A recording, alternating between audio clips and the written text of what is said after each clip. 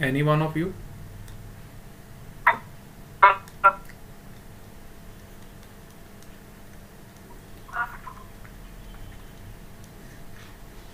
आज हम free fall पे बातें करने वाले हैं।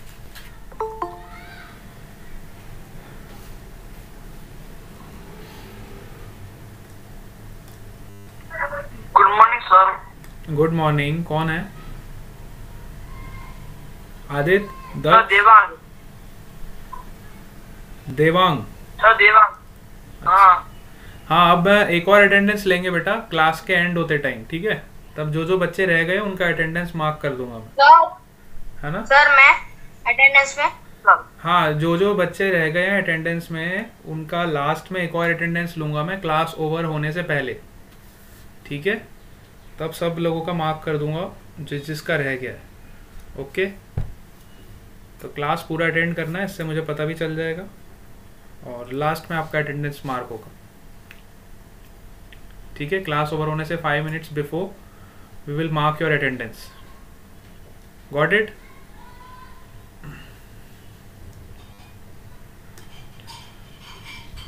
चलो ठीक है। तो आज हम बात करेंगे फ्री फॉल पे। फ्री फॉल से आप लोग क्या समझते हो? पहले तो मुझे ये बताओ, what do you mean by free fall?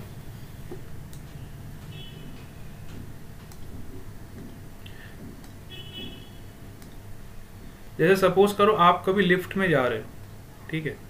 एक एग्जांपल से आपको समझाता हूँ। सपोज करो आपके सोसाइटी में बिल्डिंग है, बिल्डिंग में लिफ्ट लगी होती है ना? और लिफ्ट में आप लोग ऐसे पैसेंजर खड़े होते हो, ठीक है? सपोज करो लिफ्ट में आप लोग ऊपर जा रहे हो, ये आपकी लिफ्ट है, ठीक है? और इस लिफ्ट में आप लोग ऊपर जा रहे हो। अचानक से आपकी ये वाली जो लिफ्ट की वायर है किसी ने कट कर दी।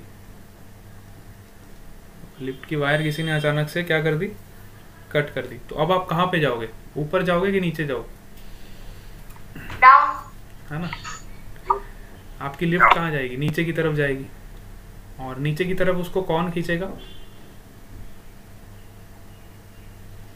ग्रेविटी। ग्रेविटी खींचेगी। Very good. तो जब कोई ऑब्जेक्ट ग्रेविटी के इन्फ्लुएंस में फॉल करता है, जब कोई भी ऑब्जेक्ट आपका जो है, चाहे लिफ्ट हो, चाहे मैन हो, any object which falls under the influence of gravity, then it is known as free fall. It is known as, ठीक है? कई लोग बिल्डिंग के ऊपर जाके छलांग मार देते हैं, टॉप ऑफ द टावर, यहाँ से ऐसे कूद जाते हैं। तो बस कूद जाते हैं तो कूद जाते हैं। इस फॉल को भी हम फ्री फॉल ही बोलते हैं, क्योंकि यहाँ भी आपकी जो बॉडी है वो ग्रेविटी के इन्फ्लुएंस में मूव कर रही है। जब भी हम कहीं कूदते हैं या छलांग मारते हैं तो हम नीचे की तरफ जाते हैं। ऐसा नहीं है कि हम ऊपर से कूदे और हम ऊपर चले गए, ठीक है? वो ऊपर जाना अलग होता है, वो आप गिरने के बाद जाते हो, वो अलग चीज़ है, ठीक है? लेकिन कोई भी ऑब्जेक्ट चाहे आप ऊपर फेंको वो हमेशा नीचे की तरफ ही आता है। तो इसी फॉल को हम बोलते हैं फ्री फॉल। अब मेरे ख्याल से आप थोड़ी थोड़ी बातें समझ पा रहे हो। तो गैलीलियो ने इस पे बहुत अच्छा एक एक्सपेरिमेंट किया था। गैलीलियो ने क्या किया? 3 आयरन के बॉल्स लिए, ठीक है? गैलीलियो एंड पीसा, ये 2 साइंटिस्ट थे, इन्होंने बहुत अच्छे अच्छे एक्सपेरिमेंट्स किए। गैलीलियो ने क्या किया? 3 आयरन के डिफरेंट डिफरेंट बॉल्स लिए, ठीक है? और तीनों का मास भी अलग अलग। सपोज करो इसका मास m1 है, इसका मास m2 है और इसका मास m3 है, ठीक है? 3 डिफरेंट डिफरेंट बॉल्स लिए और जिनका मास भी डिफरेंट डिफरेंट है, और इसको उन्होंने टॉप ऑफ द टावर से फेंका। टॉप ऑफ द टावर से क्या किया? फेंका। सपोज करो मैं टॉप ऑफ द टावर पे चला गया और 1 बाय 1 करके मैंने पहले इसको फेंका, फिर इसको फेंका, फिर इसको फेंका, मतलब तीनों को एक साथ फेंका, ऐसा मान लो आप। चलो, तीनों बॉल्स को मैंने एक साथ ड्रॉप किया, ठीक है? या एक एक करके किया, आप कैसे भी कर सकते हो। तो पहले मैंने सपोज करो एक एक करके किया। पहले मैंने m1 को ड्रॉप किया तो ये इधर ग्राउंड पे पहुंच गया। तो सपोज करो इसको नीचे पहुंचने में कितना टाइम लगा, t1। ठीक है, ऐसा उन्होंने ऑब्जर्व किया गैलीलियो ने। फिर उन्होंने m2 मास का बॉल ड्रॉप किया तो उन्होंने देखा इसको भी नीचे पहुंचने में टाइम सेम लगा, t1। फिर उन्होंने m3 मास का बॉल ड्रॉप किया, आयरन बॉल, उसको भी उन्होंने देखा तो वो हैरान हो गए, यार तीनों का मास तो अलग अलग है। तो हमारे दिमाग में तो ऐसा ही आता है ना कि जिसका मास ज़्यादा होगा वो ज़्यादा जल्दी पहुंच जाएगा। ऐसा कितनों को लगता है, जिसका मास ज़्यादा होगा वो ज़्यादा जल्दी नीचे आएगा, जिसका मास कम होगा उसको कम नीचे आना चाहिए, मतलब उसको ज़्यादा टाइम लगना चाहिए, है ना। ऐसा हमारे दिमाग में आता है कि नहीं आता। गैलीलियो ने क्या किया, 3 अलग अलग मास लिए। सपोज करो m3 वाला मास ज़्यादा है सबसे, m2 से भी ज़्यादा है, और m1 वाला सबसे मास कम है।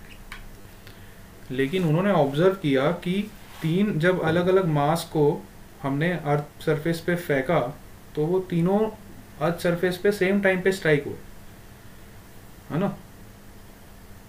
ऐसा क्यों हो गया, तीनों के टाइम में कोई फर्क ही नहीं आया। किसी को पता है ऐसा क्यों हुआ? ऐसा क्यों हुआ कि तीनों के तीनों एक ही टाइम पे पहुंच गए?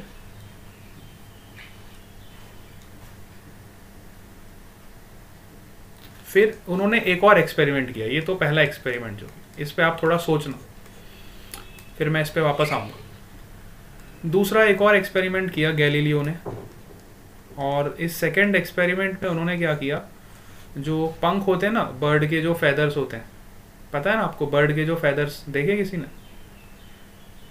पीकॉक के फेदर्स आप लोग लेके आते हो नो ना? सर, अरे पीकॉक के फेदर्स नहीं नहीं होते देखे सर। हैं बेटा? सर नहीं देखे। है ना। तो सेकंड एक्सपेरिमेंट में उन्होंने बहुत सारे बर्ड के फेदर्स लिए एक साथ, मतलब चाहे पीकॉक के ले लो चाहे कोई भी बर्ड के ले लो, वो मैटर नहीं करता, लेकिन बहुत सारे लिए, मतलब है ना, नंबर ऑफ क्वांटिटीज में बहुत सारे उन्होंने फेदर्स लिए। ठीक है, और उसी जितना इस फेदर्स को मिला के जितना मास हो रहा था, सपोज करो m1 मास हो रहा था, उतने ही मास का उन्होंने एक आयरन का बॉल लिया। ठीक है, जितने मास के ये फेदर्स हो रहे थे, पंख हो रहे थे, बहुत सारे पंख लिए, उनका सपोज करो मास m1 था, और उतने ही मास का एक आयरन का बॉल लिया। ठीक है, सेम मास का एक आयरन का बॉल लिया और दोनों को ड्रॉप किया, है ना। दोनों चीज़ों को क्या किया, ड्रॉप किया नीचे की तरफ। तो जब ड्रॉप किया तब उन्होंने देखा कि अब जो टाइम है वो फेदर को ज़्यादा लगा नीचे आने में, फेदर को नीचे आने में ज़्यादा लगा, जबकि दोनों का मास सेम है। दोनों का मास सेम है तो फेदर को नीचे आने में, जब उन्होंने ऊपर से उसको ड्रॉप किया सेम हाइट पे, सपोज करो इसको भी h हाइट नीचे आना है, इसको भी h हाइट नीचे आना है, तो सेम हाइट नीचे आने में इसको टाइम ज़्यादा लगा और इसको टाइम कम लगा। ऐसा क्यों हुआ? इसको टाइम ज़्यादा लगा सेम हाइट कवर करने में और इसको टाइम कम लगा, जबकि मास तो दोनों का सेम है यहाँ पे। तो ये दो एक्सपेरिमेंट्स के बाद फिर उन्होंने एक कंक्लूडिंग पॉइंट निकाला। किसी को पता चला ऐसा क्यों हुआ? मैंने आपको दो अलग अलग सिचुएशंस दी हैं। पहली सिचुएशन क्या दी कि जब 3 अलग अलग मासेस हैं और तीनों को सेम हाइट से ड्रॉप किया तो तीनों सेम टाइम पे आ गए नीचे।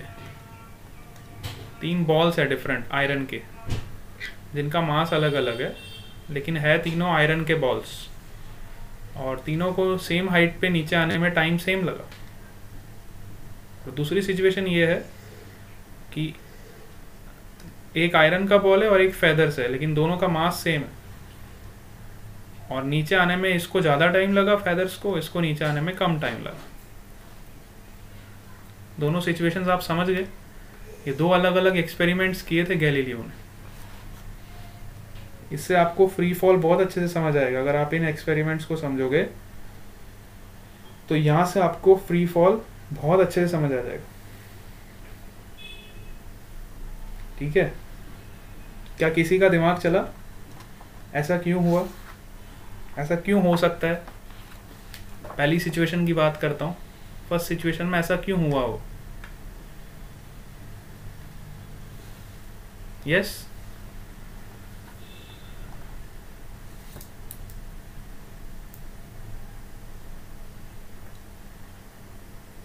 अगर ध्यान से थोड़ा हम सोचें, अरे सबको मेरी आवाज तो आ रही है ना?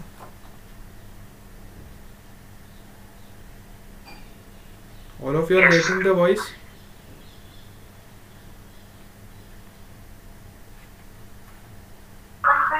Yes sir. है ना? चलो, तो पहली सिचुएशन की अगर मैं बात करूं, तो पहली सिचुएशन में गैलीलियो ने ये कंक्लूड किया कि जब डिफरेंट बॉडीज के डिफरेंट मास है और वो सेम हाइट से हम ग्राउंड पे फेंकते हैं तो वो सेम टाइम पे पहुंचेंगे, है ना? लेकिन ये वाले केस में ऐसा नहीं हो, यहाँ पे दोनों का मास सेम था तो भी दोनों का टाइम अलग अलग था। तो पहला पॉइंट तो मैं आपको क्लियर कर दूं कि जब हम किसी ऑब्जेक्ट को नीचे फेंकते हैं तो उस पर एयर का रेजिस्टेंस भी लगता है। यहाँ पे हवा होती है ना, तो एयर का रेजिस्टेंस भी उस ऑब्जेक्ट पे लगता है। तो ये वाले केस में आपका एयर का रेजिस्टेंस अगर मैं नेग्लेक्ट कर दूं, हाँ, वैसे तो इसमें एयर का रेजिस्टेंस बहुत कम होगा क्योंकि ये आपके बॉल्स जो है मेटल के है ना, आयरन के बॉल्स है ना, आयरन इज अ मेटल, तो मेटल के बॉल्स तो वैसे ही बहुत हैवी होते हैं, तो एयर का रेजिस्टेंस तो ऑलरेडी बहुत कम लगेगा, तो इतना ज़्यादा पिक्चर में नहीं आएगा वो, negligible, we can consider the air resistance to be negligible. तो इसलिए ये तीनों बॉल्स आपके सेम टाइम पे नीचे आ जाएंगे। दूसरा कारण ये है कि ये जो जब आप सेम हाइट से नीचे फेंकोगे तो हम सबको पता है कि जब आप सेम हाइट से किसी ऑब्जेक्ट को नीचे फेंकोगे तो under the constant influence of gravity we can use this equation S equal to u t plus half g t square. ठीक है, अब इनिशियल वेलोसिटी तीनों बॉल्स के लिए 0 है, तो मेरा इनिशियल वेलोसिटी क्या हो गया 0। डिस्प्लेसमेंट मेरा कितना होगा, अगर इस टावर का हाइट h है तो मेरा डिस्प्लेसमेंट कितना हो गया -h which is equal to half. Acceleration मेरा इस बॉल पे कितना लगेगा, मैंने आपको बोला है जब भी कोई ऑब्जेक्ट फ्री फॉल होता है तो उस पर ग्रेविटी लगती है, जब भी कोई ऑब्जेक्ट फ्री फॉल होता है तो उस पर एक्सेलरेशन कितना लगता है, ग्रेविटी के बराबर। ठीक है, तो यहाँ से मुझे टाइम मिल जाएगा। तो मैं तीनों केस में अगर देखूँ तो तीनों केस के लिए मेरा टाइम बिल्कुल सेम आएगा, विच इज़ इक्वल टू √2h/g। तो मेरा टाइम जो है मास पे डिपेंड नहीं कर रहा है। अगर आप इस इक्वेशन से देखो, so you can conclude that time is independent of mass।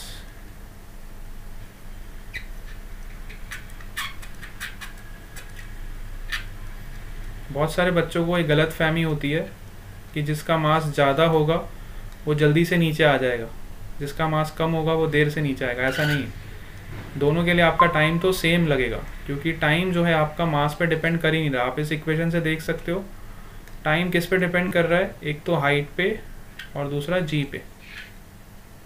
क्या ये बात आपको समझ आई सबको? टाइम जो है मास पे डिपेंड ही नहीं कर रहा है। Time is not depending on mass, time is depending on the height and your gravity. Time is depending on these two factors, it is independent of mass. और अगर मैं दूसरी सिचुएशन की बात करूं, if I talk about the other situation जहाँ पे Galileo ने फेदर्स लिए और यहाँ पे मटेरियल चेंज हो गया ना, यहाँ पे देखो, यहाँ पे उसने फेदर्स लिए। अब फेदर्स तो हम सबको पता है बहुत हल्के होते हैं, मतलब बहुत ही हैवी नहीं होते, बहुत हल्के होते हैं, लेकिन फिर भी मैंने मास दोनों का सेम लिया, है ना। तो एक फेदर का मास तो बहुत कम होता है ना, तो इस आयरन बॉल के मास के बराबर मुझे अगर फेदर्स के मास को करना है तो मुझे बहुत सारे फेदर्स लेने पड़ेंगे। अब जब बहुत सारे फेदर्स लूँगा तो उसका जो सरफेस एरिया होगा बहुत ज़्यादा बढ़ जाएगा।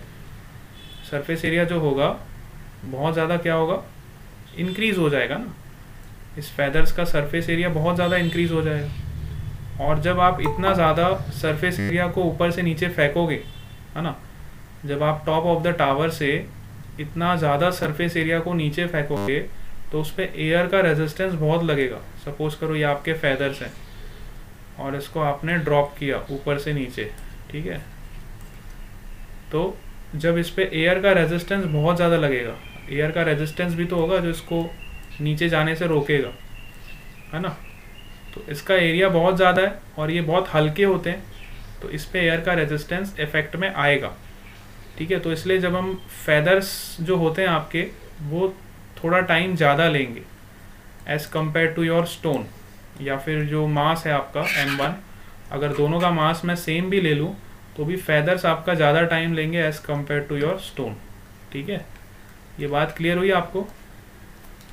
तो इसी गैलीलियो के एक्सपेरिमेंट को रॉबर्ट बॉयल करके एक साइंटिस्ट आया, उसने इस एक्सपेरिमेंट को थोड़ा करेक्ट किया। उसने बोला नहीं, मैं प्रूफ करके दिखाऊंगा कि ये फेदर्स और ये मास दोनों सेम टाइम पे नीचे पहुंचेंगे। I will show you.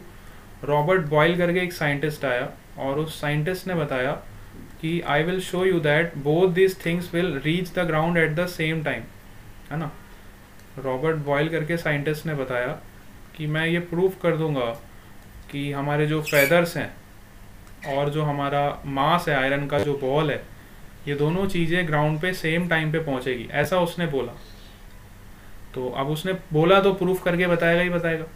तो उसने क्या किया, एक ऐसा चैम्बर लिया या ऐसा एक कंटेनर लिया और इसमें उसने वैक्यूम क्रिएट कर दिया। रॉबर्ट बॉयल ने गैलीलियो के एक्सपेरिमेंट को थोड़ा सा मॉडिफाई किया। अब यहाँ पे हवा नहीं है, यहाँ पे क्या है, वैक्यूम। उसने इस चैम्बर में वैक्यूम क्रिएट किया और अब यहाँ से एक फेदर को फेंका और एक स्टोन को फेंका। दोनों का मास सेम था, इसका भी मास है, इसका भी मास है, दोनों को सेम हाइट से ड्रॉप किया। तो अब उसने देखा कि दोनों ऑब्जेक्ट जो हैं वो सेम टाइम पे नीचे पहुँच गए। फेदर भी टी टाइम में नीचे आ गया और ये मास भी टी टाइम पे नीचे आ गया। ऐसा क्यों हुआ? ऐसा इसलिए हुआ क्योंकि वैक्यूम में आपका कोई भी एयर का रेजिस्टेंस नहीं होता है। There is no air resistance in vacuum. तो वैक्यूम जब आप क्रिएट करोगे तो फेदर को भी उतना ही टाइम लगेगा जितना कि आपको इस मेटेलिक बॉल को लग रहा है नीचे आने में, क्योंकि हम सबको पता है कि आपका जो टाइम होता है वो हाइट पे और जी पे डिपेंड करता है। अभी हमने निकाला t is equal to √2h/g, मतलब हमारा जो टाइम है वो दो फैक्टर्स पे डिपेंड कर रहा है, हाइट पे और जी पे। मास पे तो डिपेंड कर ही नहीं रहा है ना, चाहे आप डिफरेंट मास का भी ले लेते हैं यहाँ पे, वो मास पे तो डिपेंड कर ही नहीं रहा था। हमारा जो टाइम है वो किस पे डिपेंड कर रहा है, हाइट पे और जी पे डिपेंड कर रहा है। चाहे आप यहाँ डिफरेंट मास भी ले लो तो भी उससे कोई फर्क नहीं पड़ेगा। मेन जो चक्कर पड़ा था वो एयर रेजिस्टेंस का था। जब कोई चीज़ बहुत हल्की होती है, जैसे कि फेदर्स हो गए, है ना, या फिर आपका कॉटन हो गया, रुई हो गई, इतनी हल्की चीज़ को जब आप ऊपर से फेंकते हो तो उस पर हवा का रेजिस्टेंस बहुत ज़्यादा लगता है। आप सपोज करो कॉटन का कोई आप बोरी ऊपर से फेंकोगे, है ना, कॉटन की अगर आप कोई कॉटन की बड़ी सी एक बोरी ले लो और उसको फेंको, तो उसको भी नीचे आने में कॉटन की बोरी को जब आप ऊपर से नीचे फेंकोगे तो कॉटन की बोरी को भी नीचे आने में टाइम लगेगा, क्योंकि उस पर भी एयर का रेजिस्टेंस ज़्यादा लगेगा, है ना। वो बात अलग है कि हम वैक्यूम क्रिएट करें। अगर हम वैक्यूम क्रिएट कर देंगे तो रेजिस्टेंस हमारा नेग्लेक्ट हो जाएगा, है ना। वैक्यूम क्रिएट करने से आपका जो रेजिस्टेंस है वो नेग्लिजिबल हो जाता है। वॉइस लैग हो रहा है क्या? एक बार चेक करो। हाँ सर, वॉइस हाँ सर, लैगिंग हो रहा है। अब कैसा आ रहा है? अब ठीक आ रहा है?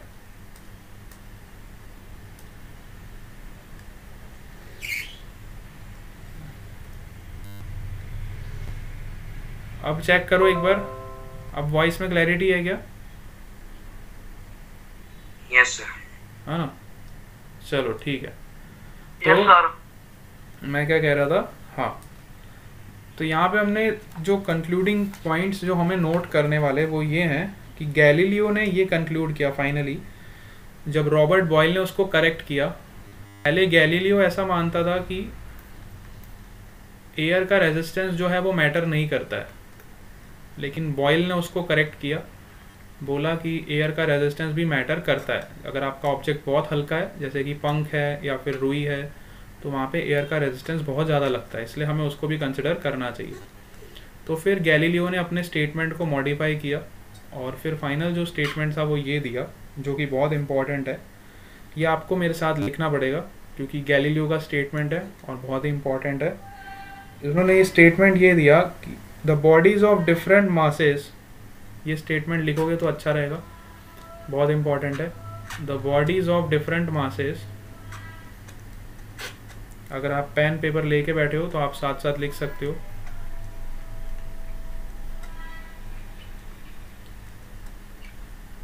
The bodies of different masses dropped simultaneously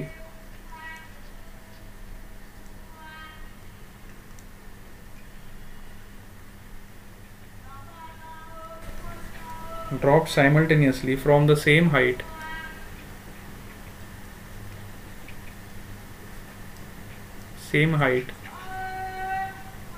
hit the ground at the same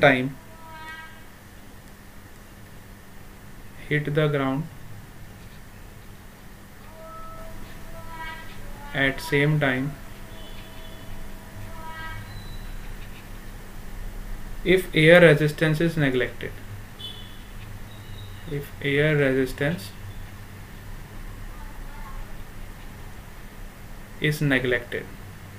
तब जब एयर रेजिस्टेंस को हम नेग्लेक्ट करेंगे then only it is possible.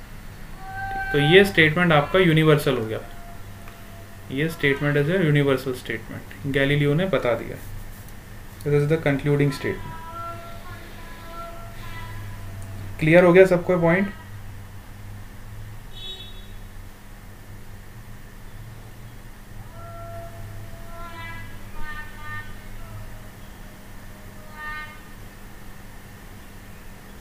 ठीक है, सबने नोट डाउन कर लिया ये?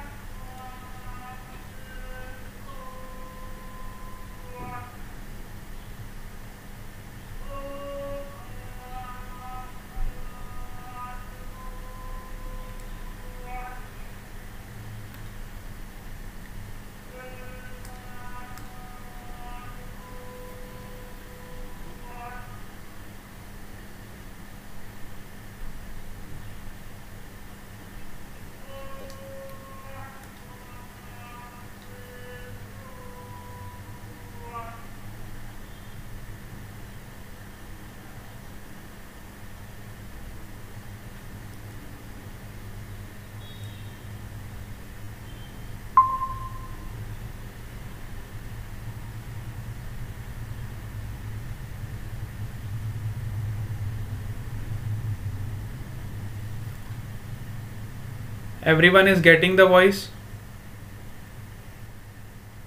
Hello? Yes, sir. Yes, sir. Yes, sir. बीच में थोड़ी लैगिंग हो गई थी because of this network issue. अब मेरे ख्याल से सबको आवाज आ रही होगी। यस और नो? Yes. स्क्रीन दिख रहा है? Yes, sir. No, sir. अब देख लो। ठीक है, तो गैलीलियो ने क्या स्टेटमेंट दिया, स्टेटमेंट में फिर से बोलता हूँ। The bodies of different masses dropped simultaneously from the same height. अलग अलग डिफरेंट मासेस की बॉडीज को अगर मैं सेम हाइट से नीचे फेंकता हूँ तो वो सेम टाइम पे नीचे स्ट्राइक करेगी। अगर एयर का रेजिस्टेंस नेग्लेक्ट कर दे तो, ठीक है, एयर का रेजिस्टेंस भी अगर हम नेग्लेक्ट कर दें तो जितनी भी बॉडीज आप फेंकोगे, चाहे उसका मास कुछ भी हो, चाहे आप 100 किलो का एक मास फेंको, चाहे 200 किलो के बिक्शो को फेंको, दोनों सेम टाइम पे धरती पे टकराएंगे। बात समझ आई? क्लियर? यस और नो? क्लियर। तो ये स्टेटमेंट को नोट डाउन किया सबने? Yes very important statement of Galileo. ये स्टेटमेंट आपको याद रखना है।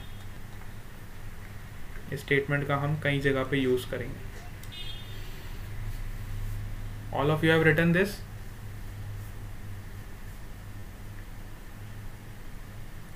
फ्री फॉल तो हम सबको समझ आ गया ना। आज मैंने आपको सबसे पहले फ्री फॉल समझाया और फिर हमने गैलीलियो के एक्सपेरिमेंट पे बात करी। तो अगर आप चाहो तो इन दोनों में जो कॉमन चीज़ें थी वो थी जी की भी डेफिनेशन आप लिख सकते हो, which is acceleration due to gravity. ठीक है, इसकी भी डेफिनेशन आप लिख सकते हो, इट इज़ द एक्सेलरेशन। कई बार एग्जाम में पूछ लेते हैं what is g. It is the acceleration with which a body falls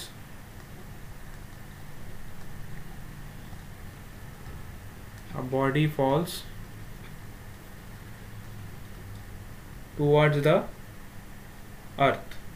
ठीक है,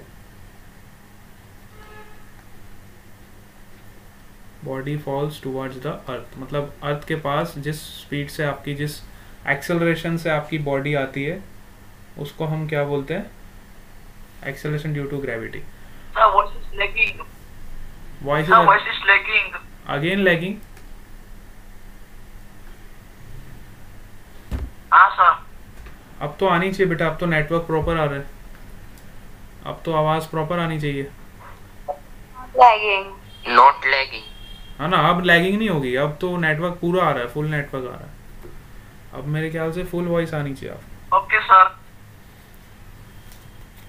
सबको आ रही है? बाकियों को कैसा लग रहा है? एक ही को लैगिंग हो रही है, बाकी को नहीं हो रही? बाकी को क्लियर आ रही है? Clear है सर। नो सर, बाकी को नहीं हो रही है। हाँ तो बेटा फिर अपना नेटवर्क चेक करो एक बार। कई बार सर हमारे अभी नहीं हो रही lagging। अब नहीं हो रही, चलो ठीक है। तो it is the acceleration with which a body falls towards the earth due to earth's gravitational pull, due to gravitational pull, due to gravitational pull. इसी को हम बोलते हैं एक्सेलरेशन ड्यू टू ग्रेविटी। अब इसी जब आपका फ्री फॉल होता है तो आपका ऑब्जेक्ट इसी जी की वैल्यू से एक्सेलरेट करता है और अर्थ की तरफ फॉल होता है। ठीक है, जब भी आपका फ्री फॉल होगा तो अब हम फ्री फॉल को भी डिफाइन करने जा रहे हैं। What is a free fall? जब एग्जाम में आपको पूछा जाएगा कि बेटा डिफाइन करो फ्री फॉल क्या होता है, तो वैसे तो मैंने आपको बता दिया कि जब भी हम किसी ऑब्जेक्ट को फेंकते हैं तो वो अर्थ की ग्रेविटी के इन्फ्लुएंस में अर्थ की तरफ फॉल होता है, उसी को हम बोलते हैं फ्री फॉल। लेकिन अब आप इसको लिखोगे कैसे? It is the falling of a body on which only force of gravitation of the earth acts. ठीक है, it is the falling of a body, ऐसे लिखोगे, it is the falling of a body on which only force of gravitation acts on a body, it is known as free fall। किसी भी body का गिरना और वो खाली gravity के इन्फ्लुएंस में गिरना, उसमें और कोई भी फोर्स नहीं लगेगा, सिर्फ ग्रेविटेशनल फोर्स ही उन बॉडीज़ के बीच में लगेगा और किसी भी तरह का फोर्स उसमें नहीं लगेगा। और जब भी आपका बॉडी फ्री फॉल करता है तो वो कांस्टेंट एक्सेलरेशन के साथ नीचे आता है और वो कांस्टेंट एक्सेलरेशन का वैल्यू क्या होता है? स्मॉल जी के बराबर। जब भी कोई ऑब्जेक्ट पृथ्वी पे गिरता है या कोई भी आपका ऑब्जेक्ट फ्री फॉल करता है तो वो कांस्टेंट एक्सेलरेशन से गिरता है। ठीक है, जब फॉल होता है तो वो कांस्टेंट एक्सेलरेशन से फॉल होता है। ठीक है, यहाँ तक सबको क्लियर हो गया? तो अब आपका अटेंडेंस ले लेते हैं एक बार, जिन जिन का अटेंडेंस रह गया था। यहाँ तक सबको क्लियर है? नोट डाउन हो गया Yes. सबका? Yes sir. Yes sir. हाँ बेटा, आज हमने 3 पॉइंट्स क्लियर करे आपका। एक तो फ्री फॉल, दूसरा एक्सेलरेशन ड्यू टू ग्रेविटी, और तीसरा Galileo's experiments on free fall. Galileo experiments on free fall, 2 experiments की हमने बात करी। ये तीनों पॉइंट्स आपके नोट्स में अच्छे से लिखे होने चाहिए। जो आज हमने पढ़ा है उसको आज ही नोट्स उसको बना लेना प्रॉपरली, ठीक है। चलो अब हम अटेंडेंस पे आ जाते हैं। आपकी अटेंडेंस शीट पे किन किन का अटेंडेंस रह गया था, जल्दी से बताओगे? सर देव भालोडिया। देव भलोडिया, और देवांग चलावड़िया प्रेशर रोल नंबर 42। देव भलोडिया और देवांग चलावड़िया। ठीक है, और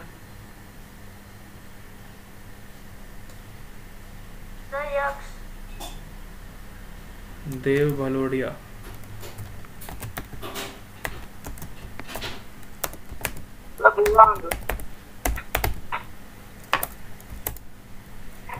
देवांग, देवांग चलावड़िया। और कौन है? सर यक्ष। यक्ष भदानी तो हो गया ना। यक्ष भदानी आपका अटेंडेंस हो गया बेटा। Anybody else? चेक कर लो एक बार, आपके सामने दिखाई दे रहा हो। Sir Prince Rathore. Prince Rathore,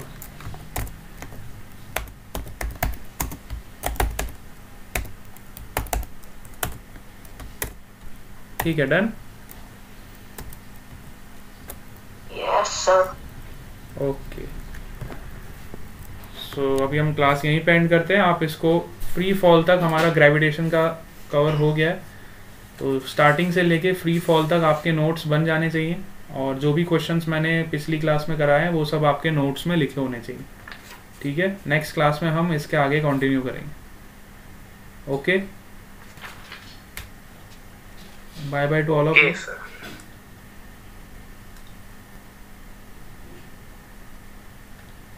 bye sir.